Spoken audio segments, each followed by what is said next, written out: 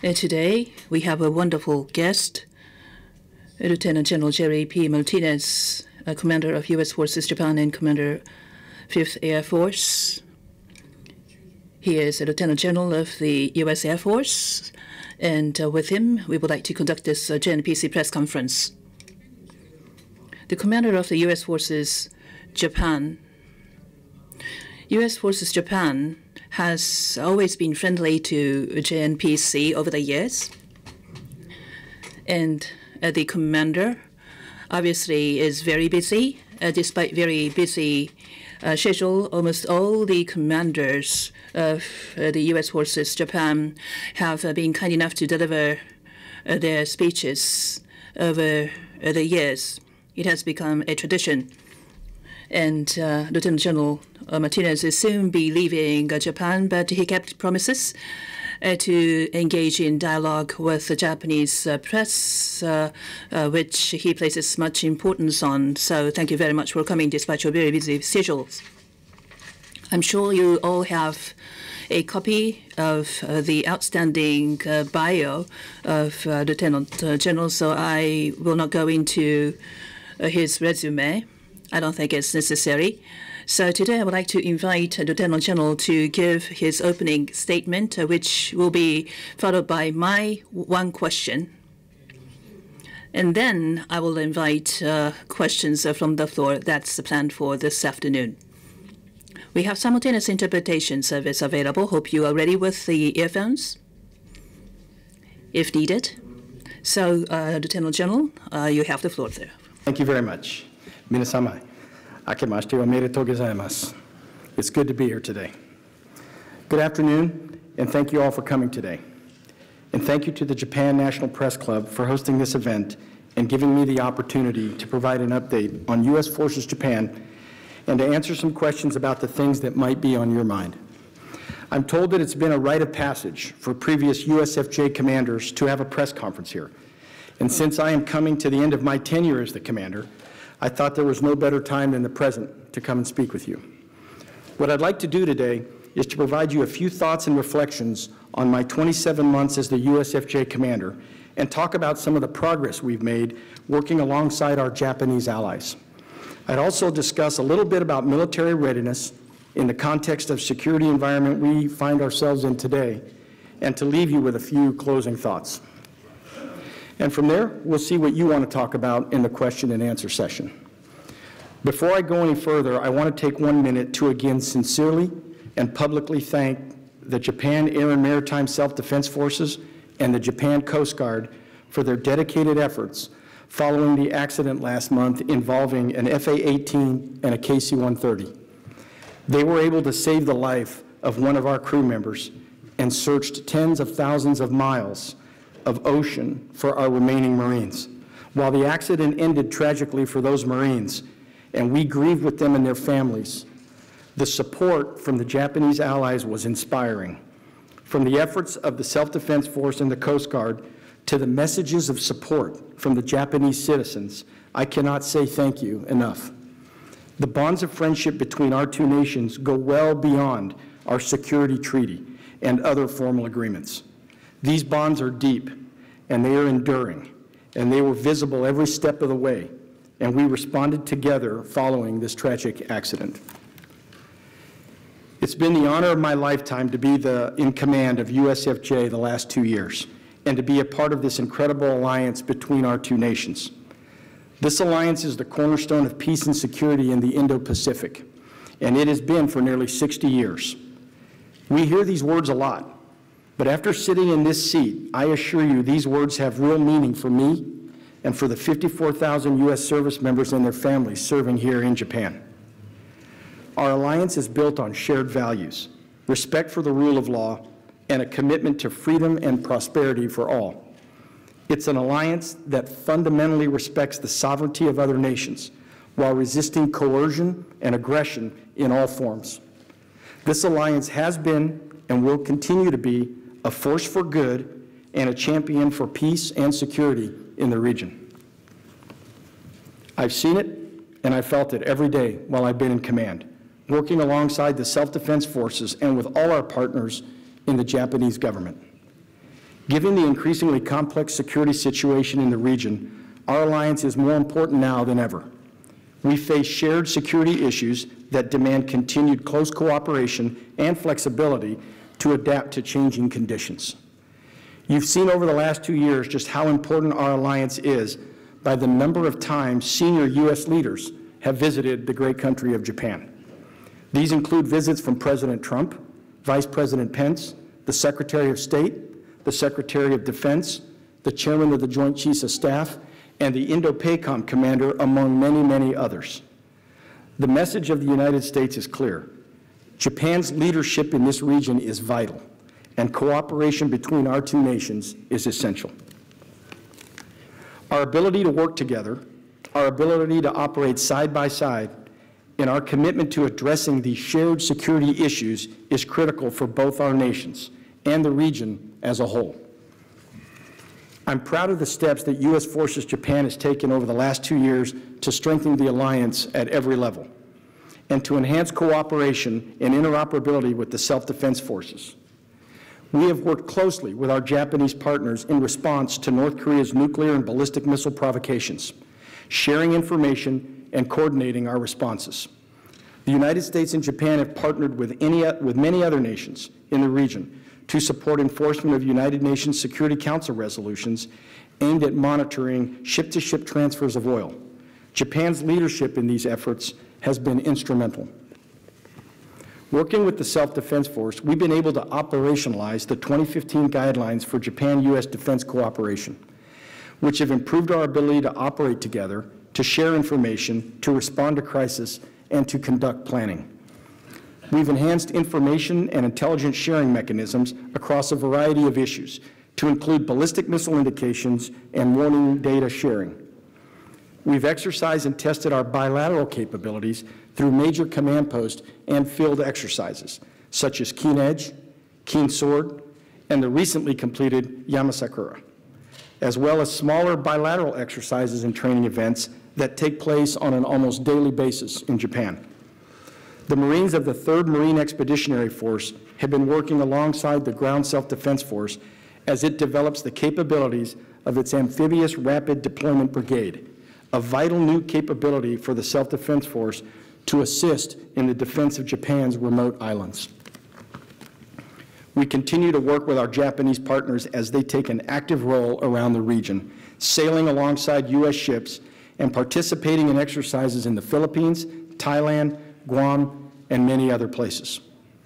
We recently completed Operation Christmas Drop together, along with our Australian allies, once again demonstrating to the region how like-minded nations can partner together to support others in need. Together, we have revised and strengthened the U.S.-Japan Acquisition Cross-Service Agreement to improve the logistics exchange for joint and bilateral operations and enabling flexible and timely mutual logistics support. From a force posture standpoint, we continue to work closely with our Japanese partners to ensure we have the right capabilities in the right places at the right time as the security environment evolves. Last year, we moved the United States Navy's Carrier Air Wing 5 fixed-wing aircraft from Naval Air Facility at Tsugi to Marine Corps Air Station Iwakuni, a major step in U.S. forces realignment under the Defense Policy Review Initiative. We work closely with the government of Japan to initiate the Tilt and Rotary Wing Training Relocation Program, which sends MV-22s from Okinawa to conduct training in mainland Japan and in Guam. This initiative helped us preserve operational capability while being responsive to community concerns and reducing the impact of our operations on local communities. And by the way, we look forward to training alongside Japanese V-22s someday in the future. These aircraft provide great capability that will serve Japan well in a variety of roles. Over the last 2 years, as part of the U.S. commitment to bring our most advanced capabilities to support Japan's defense, we have stationed the E-2D, F-35, C-130J, and CV-22 in Japan. And we have deployed other advanced capabilities as well, such as F-22 Raptors, RQ-4 Global Hawks, and the USS Wasp on a rotational basis. We've also established a new headquarters for the 38th Air Defense Artillery Brigade to better coordinate U.S. ballistic missile defense operations in the country of Japan. In our efforts to balance training and readiness with being good neighbors, we worked with the government of Japan to execute the largest land return since 1972, returning almost 10,000 acres of land in the northern training area of Okinawa in December of 2016. We've completed numerous other smaller land returns, often on timelines faster than originally planned. For the more than 100,000 service members, civilian employees, and family members, Japan is our home. We count ourselves extremely lucky to live in this beautiful country. To show our appreciation, we've welcomed hundreds of thousands of our Japanese neighbors inside our gates for open houses and friendship festivals at U.S. bases, sharing a little bit of our mission and a whole lot of our friendship. Our service members and their families have volunteered tens of thousands of hours cleaning up parks and beaches, teaching English, spending times at schools and in orphanages, and making connections with our neighbors in the local community. In July and August last year, more than 500 Marine volunteers raised their hands to assist with cleanup efforts in Hiroshima after devastating floods and mudslides. These Marines and the thousands of other service members who volunteer do so because they care about their local communities. When they see a need, they want to help, and I'm very proud every day of the actions that they take to help their local communities. It's been a busy 2 years at USFJ for our alliance with the changing security environment, underscoring every day the demand for our forces to be postured and to be ready. Our presence in Japan and in the region is a deterrent against those countries who leverage coercion and intimidation to influence other nations' economic, diplomatic, and security decisions. We must remain ready to serve as a credible deterrent and ready to fight and win if others choose the path of aggression. Readiness is not simply a buzzword. It's not a slogan that we just use.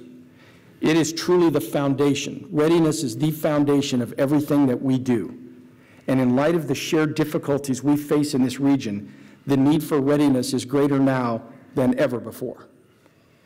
The 54,000 service members stationed here in Japan are prepared to give their lives, defending both this country and ours. These men and women must train rigorously in the air, on the land, on the sea, so that they are prepared for any contingency.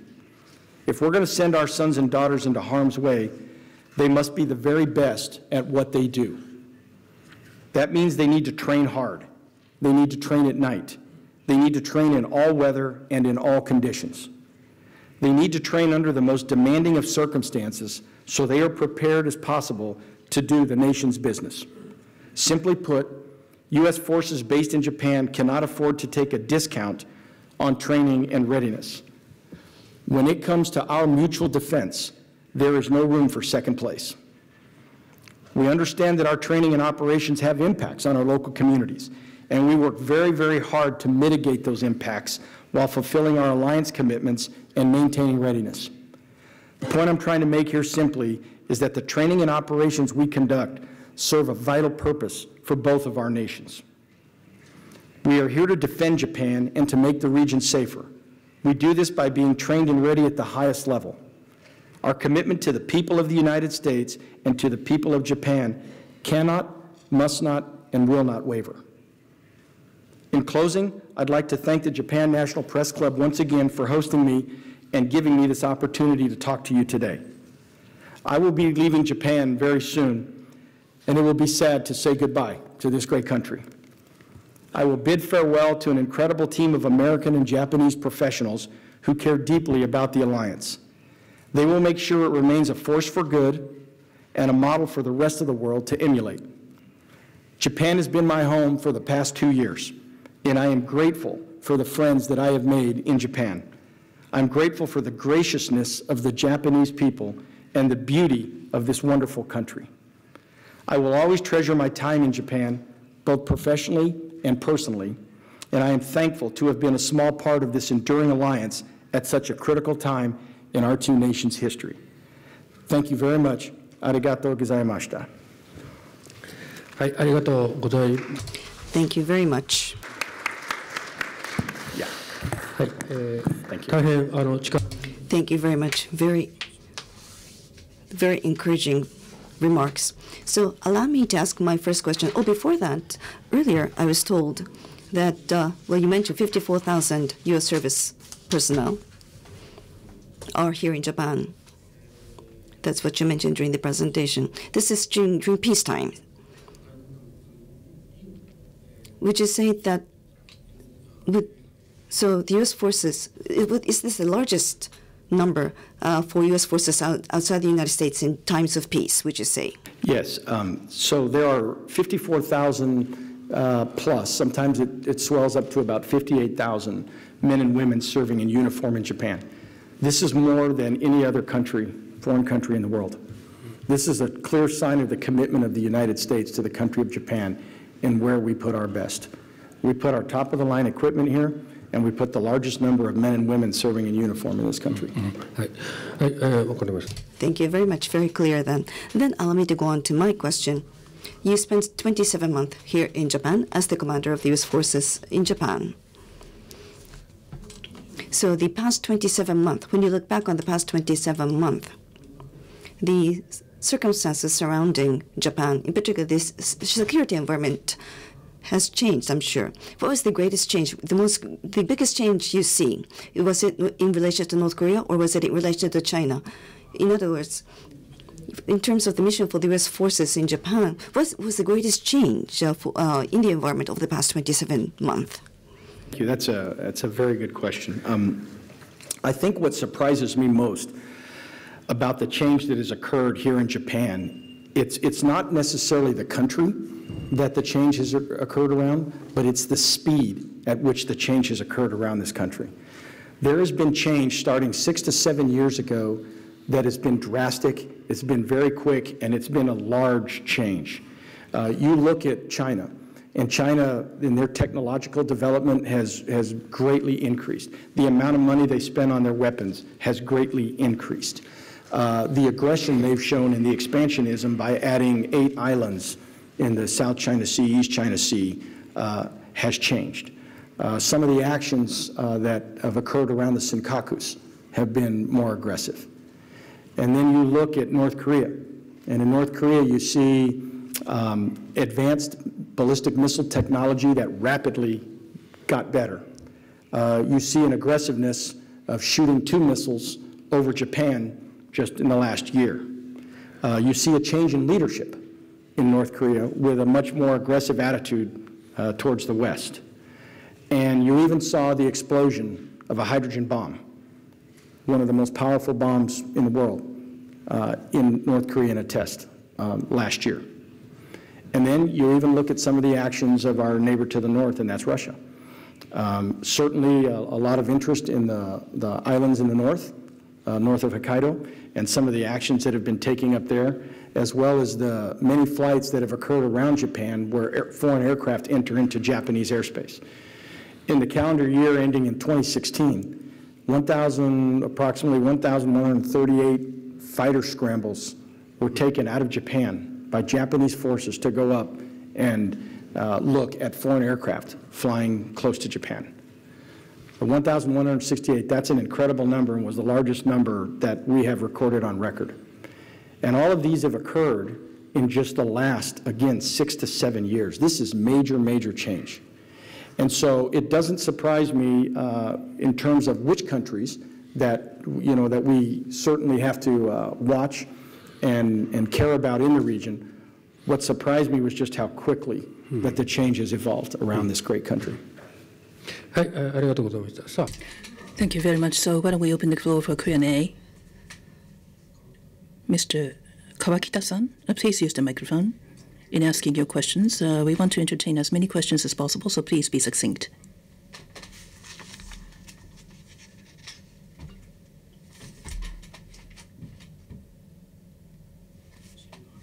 Thank you very much, Commander. I'm Kawakita, Kyodo News. I have 2 questions, if I may. First, the northern issue, and the second is southern issue. Prime Minister Abe, towards the end of this month, will be meeting President Putin of Russia. That's the plan. Return of the Northern Islands to Japan on this issue. Russia is concerned that U.S. presence will be there. If there will be no U.S. forces bases in northern territories, then it could be returned to Japan. If Japan accedes to this condition placed by Russia, how would U.S. forces react? Secondly, a problem to the south, Okinawa. Henoko relocation facility construction has started.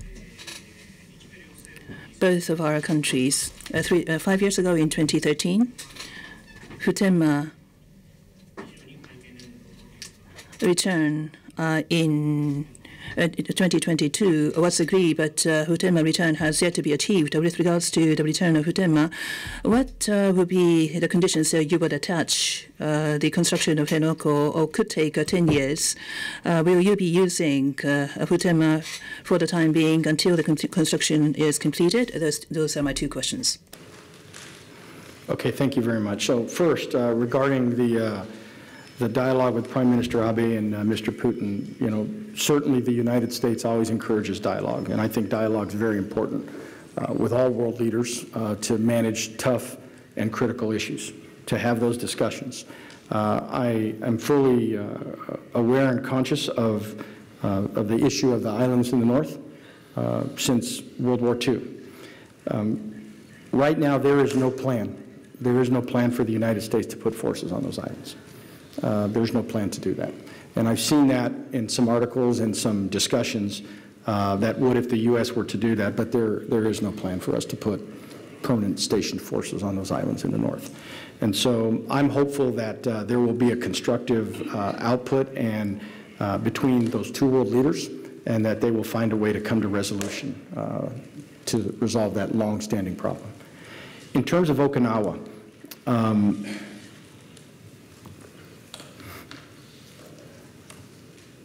moving the U.S. forces from Futenma up into the northern part of Okinawa is a bilaterally agreed solution. That solution has been agreed on by the government of Japan and the United States. And what it does is it removes the activity in the Futenma area, which was the original goal from the very beginning. It's a very, very crowded area in Futenma. There's a large military presence that does operations there, and the local citizens wanted that operation moved somewhere away from their area. And so this movement to Henoko does that. It takes the operation out, and it allows the United States and the government of Japan to come to a solution that does decrease the activity around Futenma, while still allowing the United States to maintain its security obligations to be a part of protecting the country of Japan and to providing peace in the Pacific region. The United States, our position is we're very pleased with the government of Japan and the efforts that they have taken to find a solution to this problem. The problem is clearly a public problem. There is a lot of discussion occurring even as of this morning on what the proper long-term solution is going to be. But again, we support the government of Japan's stance on this. We think they're taking a positive approach to solving this problem. We want the issue resolved for the citizens of Okinawa as well as for the United States and the government of Japan as well. And yes, U.S. forces for now will continue to operate at Futenma until we can find another solution in another place to operate. So we're hoping that the construction up north goes as quick as possible so that we can move our U.S. forces up there as bilaterally agreed with the government of Japan. はい、それでは次の質問、じゃあどうぞ。Next question, please. Yes, please.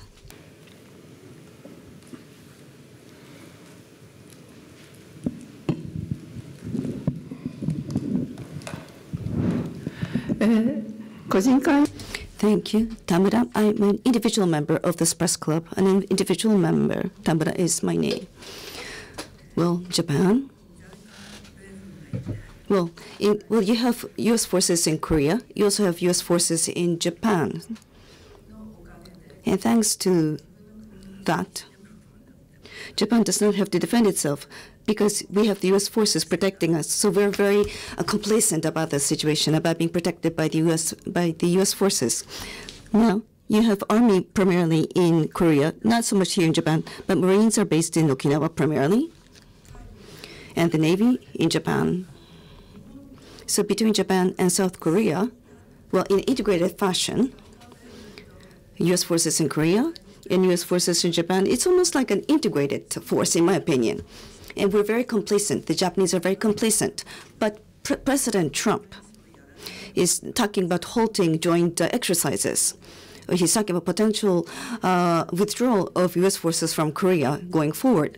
So many people are very surprised by the situation, are very concerned about the situation. Will U.S. forces really withdraw from Korea? If that is the case, then eventually will U.S. forces withdraw from Japan eventually? If that is the case, what should Japan do?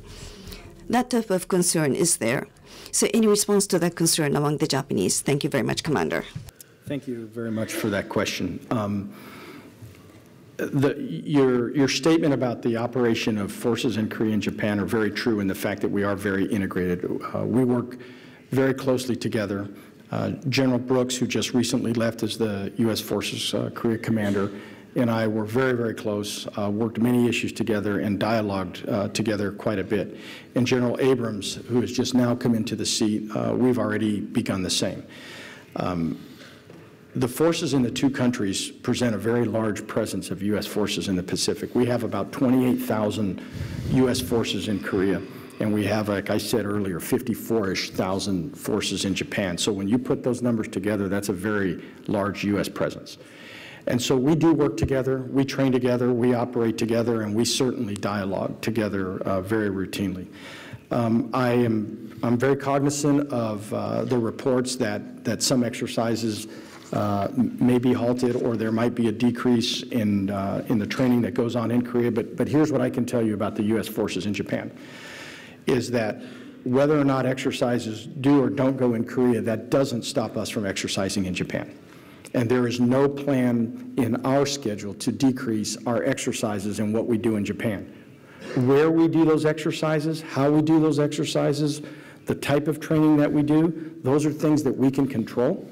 And so if some opportunities are lost by not being able to do them in another country, then we look at other ways of accomplishing that training. And we have a lot of options here in the Pacific to do that if necessary. I do not foresee any troop reductions that I know of. None have been announced nor even talked about in reducing in Japan. Japan has been our ally for many, many decades, a very strong ally. I know that our world leaders have a very positive relationship, as you can see through the numerous meetings and phone calls that they have, and I'm very confident in the U.S.-Japan alliance that it will remain very, very strong. Suzuki-san.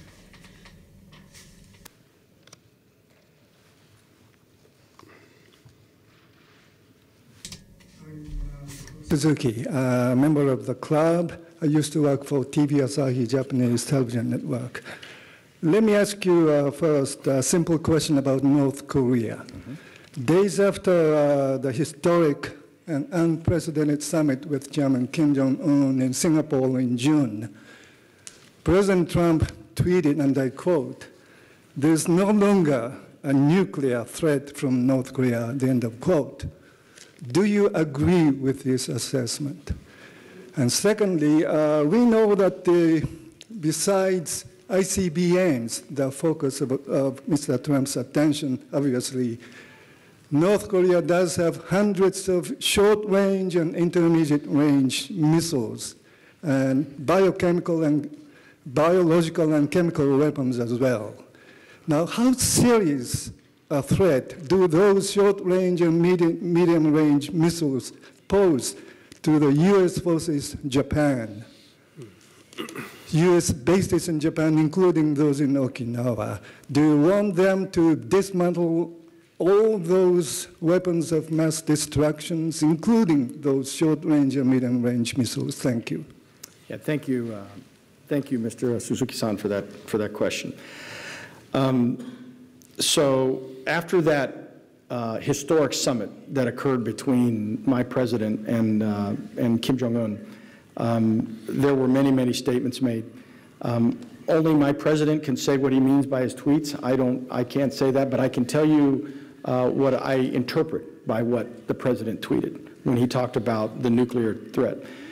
I think the point that he's trying to make is that we are on a path now to denuclearize. I don't think anybody expects that you can denuclearize a country in 1 or 2 nights. It just isn't going to happen anywhere in the world. It's a process that takes time. What I'm greatly encouraged by is that first, that there's dialogue and that there is discussions. And as I mentioned earlier, if you just look at it in the last year, we were having missiles coming over our head in Japan, and those are not happening. We were having missiles shot into the Sea of Japan, and that's not happening right now. And so I'm encouraged by that dialogue. I know this is going to be an extensive process to eventually get the peninsula denuclearized. I know that my president is working very hard on trying to accomplish that, and I know there's probably much more dialogue to come to get us to that point. In terms of the threats to Japan with the ballistic missiles, absolutely. Any missiles around Japan are a threat. That doesn't mean that those countries want to use them or that they will use them, in the near term. But we have to always think long term when we look at our threats. And we have to be thinking long term of what are the capabilities of these countries, what is the capabilities in Japan by the Japanese self-defense forces, and what capabilities does the United States bring to Japan. And so for that reason, we put a tremendous amount of effort into our ballistic missile defense in this country. The United States and Japan, we coordinate very, very heavily on ballistic missile defense. And I can tell you that I'm very impressed, and I am very impressed by the capability that Japan has for ballistic missile defense. Out at Yokota Air Base, we have the Air Defense Command, the Japanese Air Defense Command, which is very, very close to my headquarters. And we have processes in place where our United States service members and our Japanese counterparts are standing right next to each other during the height of ballistic missile activity. We share information, we train together, we cooperate, and we do a tremendous amount of talking and discussion on how to manage the threats of ballistic missiles coming into Japan. These threats that are around Japan, they demand robust capability. And so you see actions recently announced by Japan to purchase the Aegis Ashore system, which is a very, very capable system. And they've selected a very spectacular radar that will work with that system and greatly increases the defense capability of Japan against ballistic missiles. Those missiles will always be a threat. There are a lot of missiles in many of the countries around Japan, but the way that we can prepare for those is, again, through good communication, good acquisition of equipment, solid training, and absolutely interoperability between our forces. はい、じゃあそちらの女性の方。Thank you. Next question. Lieutenant General Martinez, thank you so much. I'm Motoko Rich with the New York Times. I had 2 questions. One is, are you at all concerned about what appear to be some recent escalation of tensions between South Korea and Japan that have spilled over from the diplomatic legal arena into the military arena with this recent ship radar event? And my second question is there anything you would like to see Japan do more of in its own defense in terms of, dramatically increasing its budget or increasing the number of troops that it has in its self-defense forces? Yeah, thank you very much for that question, those 2 questions. Yeah, there's no secret that there is a history that stems from many years ago between Japan and South Korea. And really, as a U.S. commander, what I hope for in those situations, frankly, is just good dialogue between the 2 countries to resolve the issues. There are many things that South Korea and Japan do together, absolutely, to help secure peace and security in this region, and especially during the height of the ballistic missile threats, which I just spoke about. There was a lot of discussion going on there. The situation that recently occurred, I know the 2 governments are in discussion to try to understand that. I hope that they can come to some resolution, but most importantly, the way that you overcome history is through dialogue, and you look to the future to try to make things better. In terms of what Japan can do more, let me tell you first what I'm greatly impressed by what Japan is doing. They are acquiring tremendous amounts of top-of-the-line military equipment. And I think that's a sign that shows the vision that the country has of the threats emerging around them and how they need to adapt long-term to those threats. You look at recent announcements of the number of F-35s that the country plans to buy. That's the top-of-the-line fighter in the world. It's incredibly capable, and it allows Japan to compete with other nations that are using fifth-generation technology to battle their air campaigns. You can look at some of the processes that Japan has changed. This rapid amphibious brigade that they've developed. This is a capability that shows that Japan is ready to defend its outlying islands, which, you know, you didn't see that capability in the past. And then you look at the recent development of a GCC, a ground coordination kind of element that occurred between the 5 regional armies in Japan. These armies who used to be stovepiped and work individually now have a capability, and especially in humanitarian crisis and humanitarian disaster, to work together and have leadership that takes capabilities from each of them and puts that synergy to allow Japan a much better response to contingency or humanitarian crisis. And they recently used this GCC during some of the major flooding that occurred in Japan when aid was needed to get to certain people. And they used it also in the earthquake that occurred up in Chitose, bringing that GCC as a coordination element amongst the 5 regional armies to better support those in Japan. I like the fact that the government of Japan is looking long-term. I think that's very positive. I like the fact that they are open, having dialogue about funding and securing and procuring the proper type of equipment to defend this country. And I like the fact that they agree to do all of these in close coordination and cooperation with their ally, the United States, so that we can ensure interoperability amongst our forces. Thank you.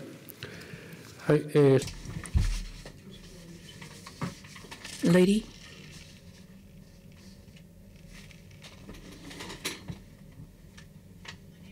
Tanaka, a staff writer of the Chugok Shimbun. It's a local newspaper in Hiroshima and its surrounded area. Thank you for sharing your time with us today. Thank you.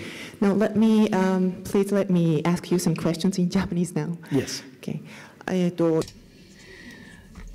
The plane belonging to Iwakuni base last year in Japan, there were a series of accidents in November.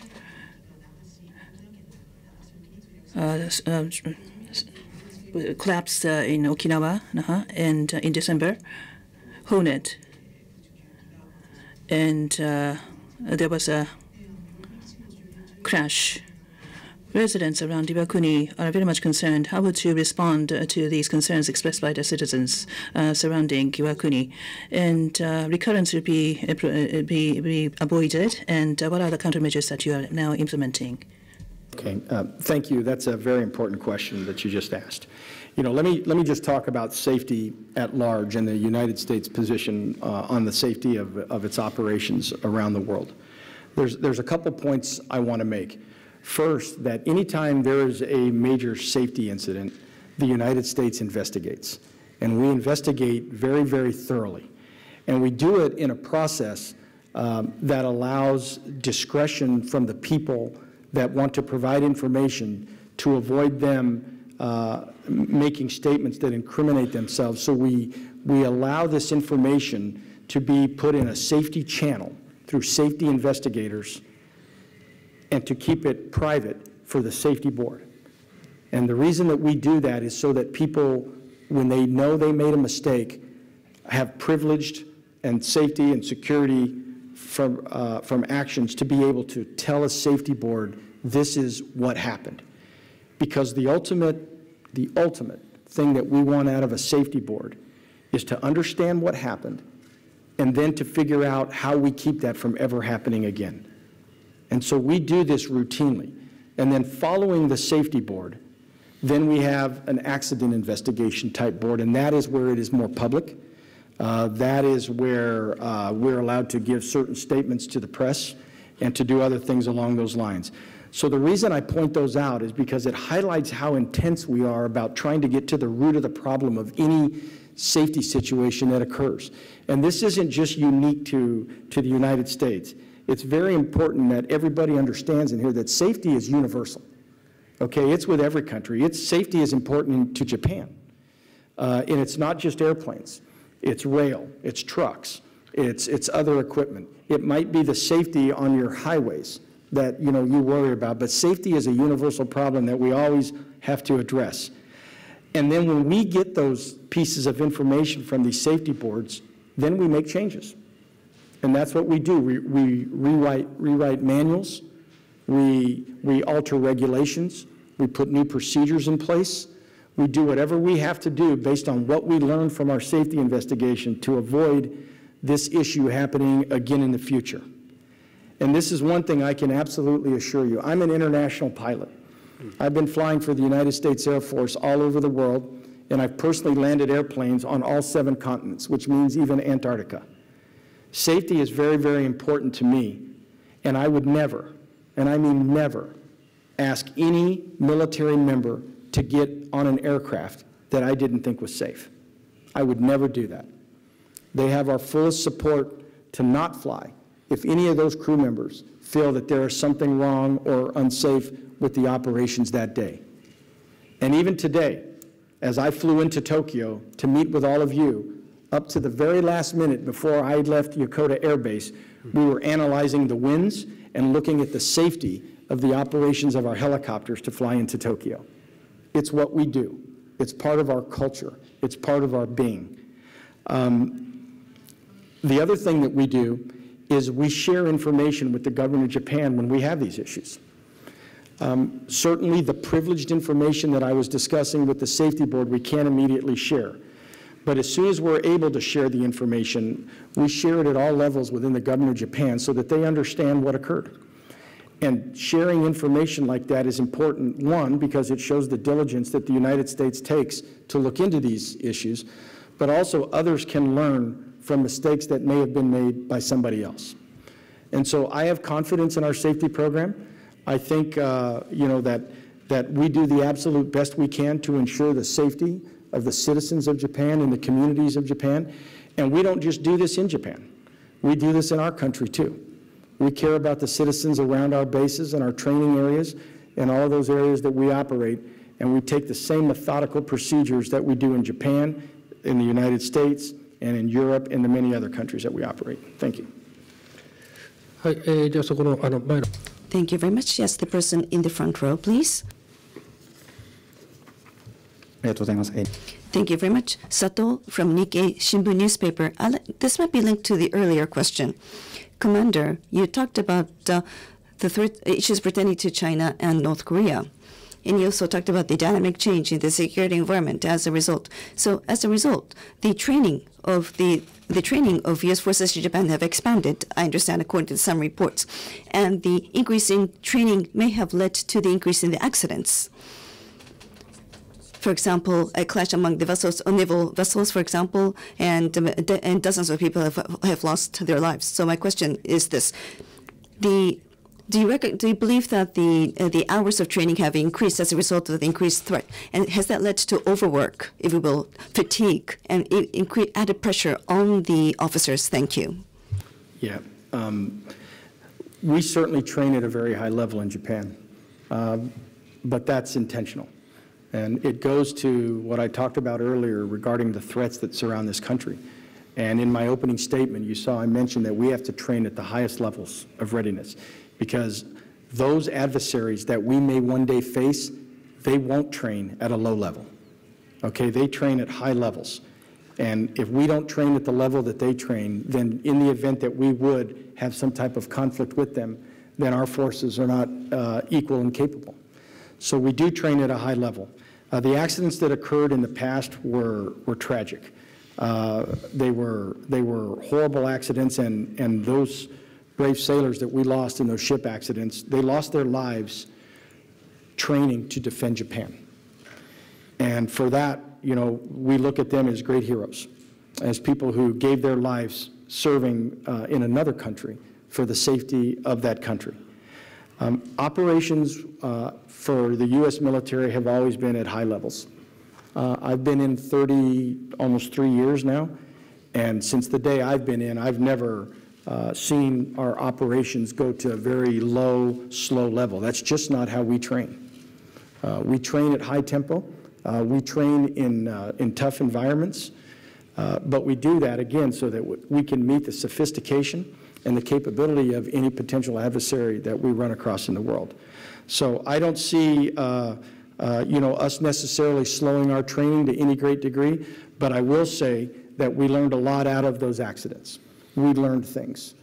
Some of it is privileged safety information, but the commanders, especially the commander of 7th Fleet, Admiral Sawyer, has taken great action, great effort, and great initiative to ensure the safety of his ships around the country of Japan. はい、それでは、じゃあどうぞ。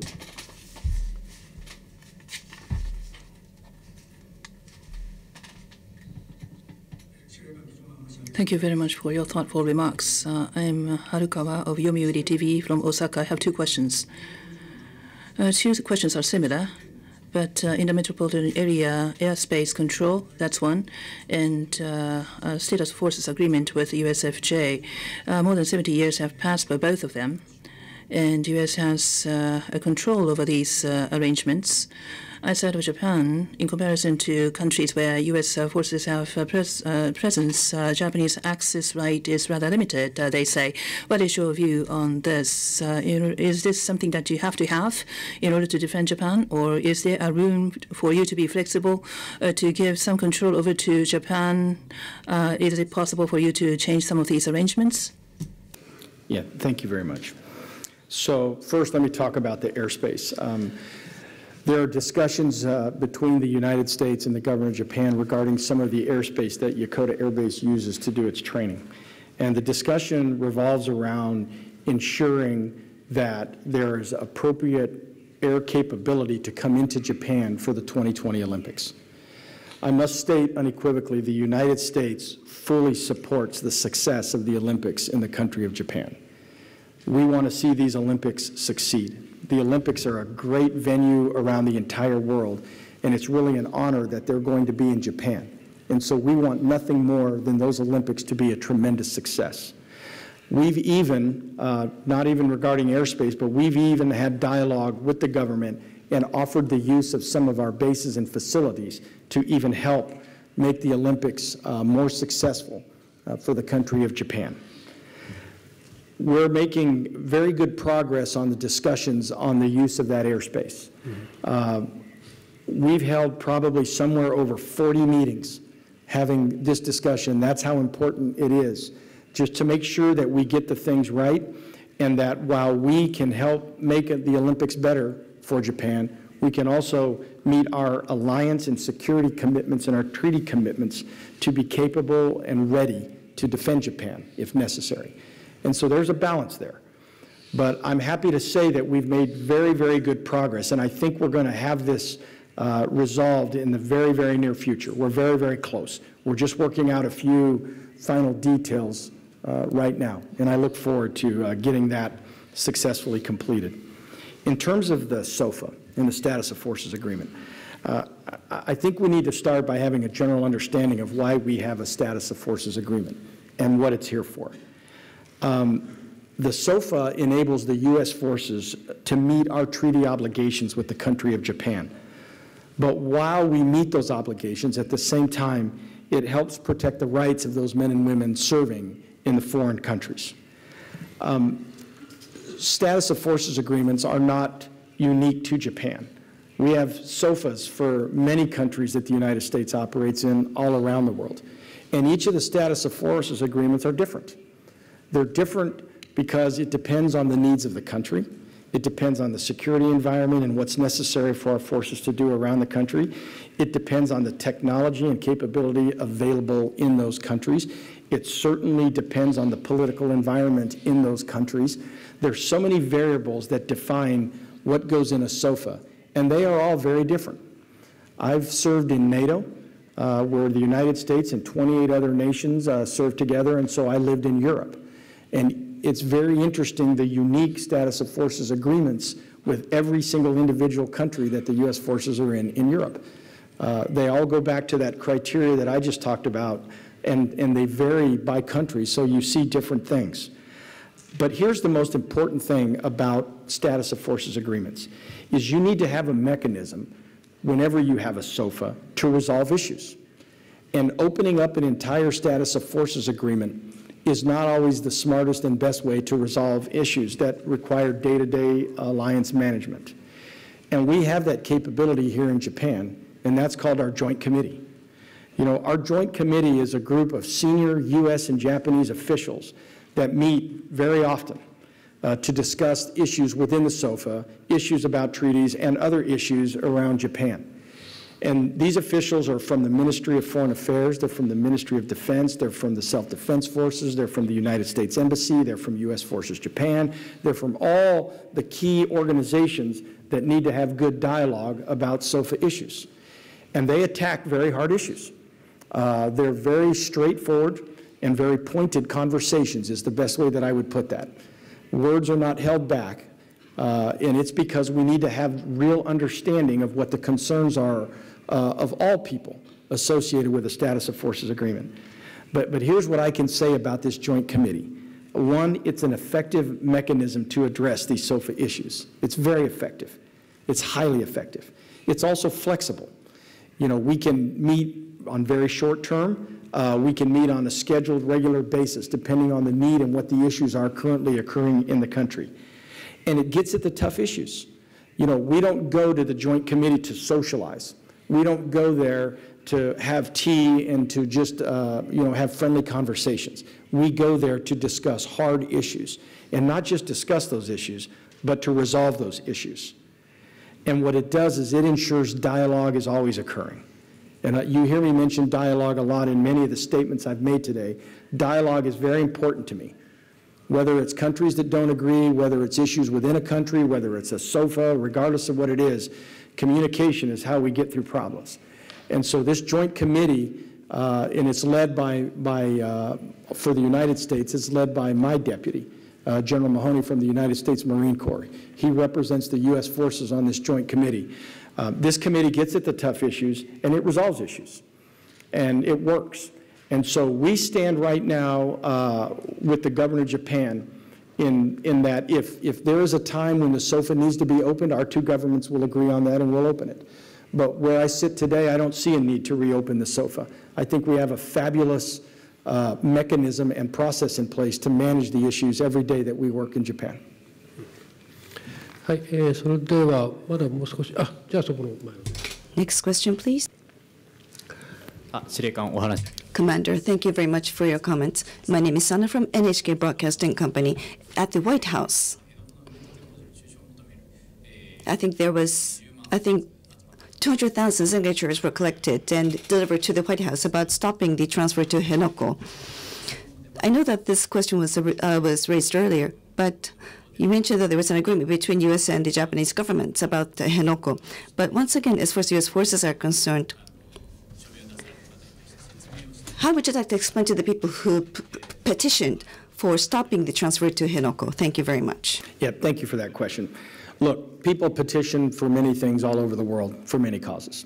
And I can't address every single thing that somebody petitions. But what I can tell you is that we are actively and greatly engaged with the government of Japan to find a solution to the Futenma replacement.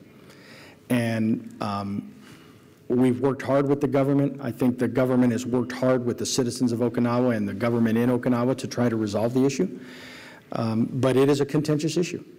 And I think you could also find a bunch of signatures on the other side that see good reasons why we should move those aircraft out of Futenma and move them up north to Henoko. So my hope is that the dialogue will continue, that we can come to some type of a solution that works for everybody. But this is an issue really that the government of Japan is going to work with the government officials in Okinawa to resolve. はい、じゃあ奥の。すみません。ちょっと壁側のずっと先ほどから手を挙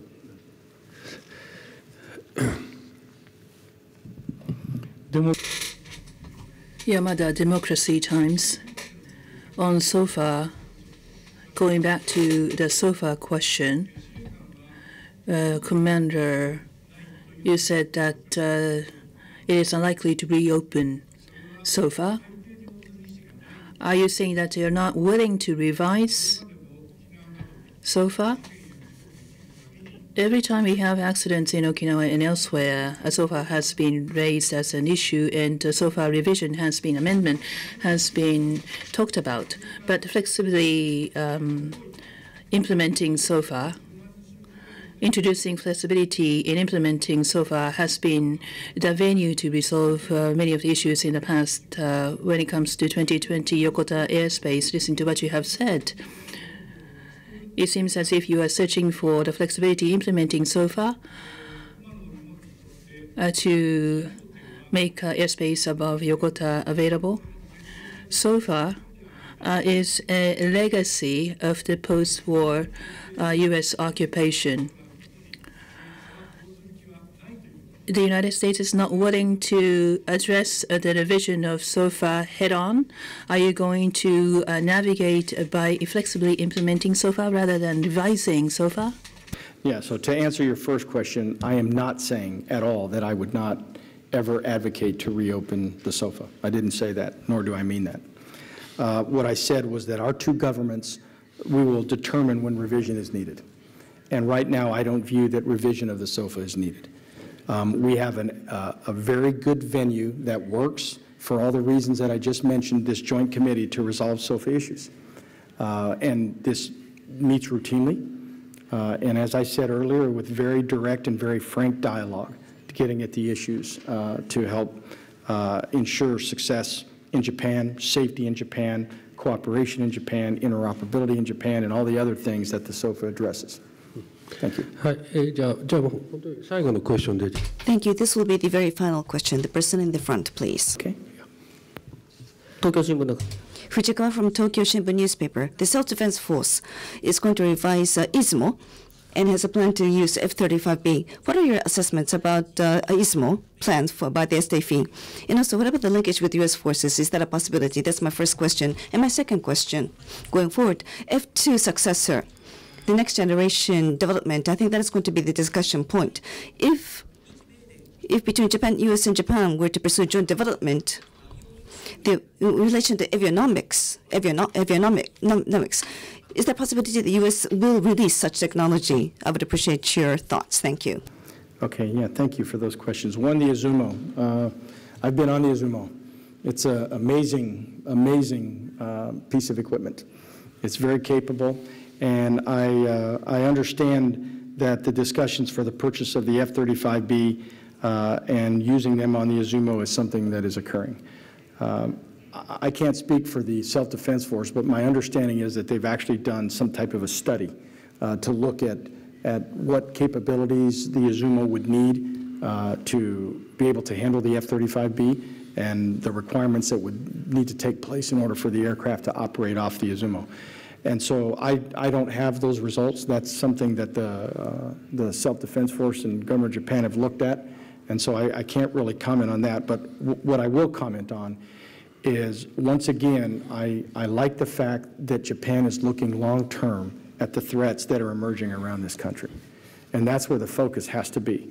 We can't live looking, close off our nose and pretending that the security around Japan is not changing. It is changing, and it's changing very rapidly. And so when I see discussions about potentially using the Izumo in different capacities, I think it's good that those discussions are occurring. Regarding the follow-on to the F-2, what I can say on the F-2 is that I do believe there needs to be a follow-on aircraft of some sort. And once again, it goes at the threats changing around the region that are using fifth-generation technology, very highly skilled and capable systems that they have on their aircraft, and the capabilities within their countries to counter the weapons that the aircraft can carry and use. And for that reason, there needs to be something that occurs. The acquisition, the companies involved, the way to do that, it's inappropriate for me to comment on those. That's an acquisition process that will occur that we don't deal with in U.S. Forces Japan. That will occur between private industry and the government of Japan as they determine what's the most appropriate method. Thank you. Commander, we've run overboard. We have passed the 1 hour mark. Thank you very much for thoroughly responding to all the questions. Thank you very much, Lieutenant General.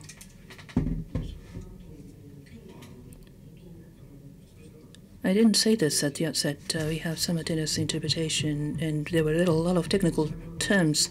Mariko Uo and Tatae Akiyama were the interpreters today of Samuel International. Thank you very much.